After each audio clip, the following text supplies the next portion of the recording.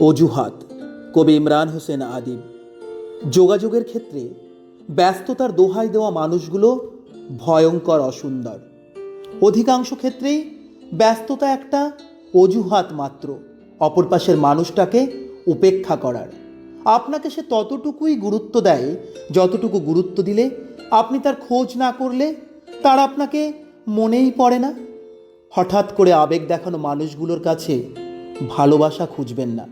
কিছু মানুষ আছে আপনার জীবনে যাদেরকে আপনি আপনার প্রয়োজনেও পাবেন না, অপ্রয়োজনেও না, কিন্তু হঠাৎ দেখা হলে কিংবা কথা হলে তারা আপনার প্রতি ভীষণ ভালোবাসা দেখাবে, অধিকার দেখাবে, যেন আপনাকে নিয়ে তার রোজই চিন্তা হয় ভীষণ। কিন্তু বাস্তবতা হচ্ছে তার কাছে আপনি কে নামক একটা প্রশ্নবোধক শব্দ মাত্র। জীবনে মানুষ প্রয়োজন আছে, তবে কারো কাছে অবহেলিত হওয়ার চেয়ে আপনার একাকিত্বই বরং সুন্দর।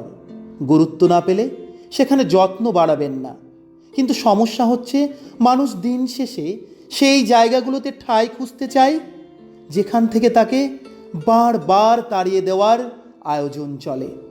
মানুষ মানুষকে ভালোবাসে, কিন্তু মানুষ হয়েও আপনি অনেক মানুষের ভালোবাসা পাবেন না, যেমন করে আপনিও কিছু মানুষকে ভালোবাসতে পারবেন না। অজুহাত। ধন্যবাদ।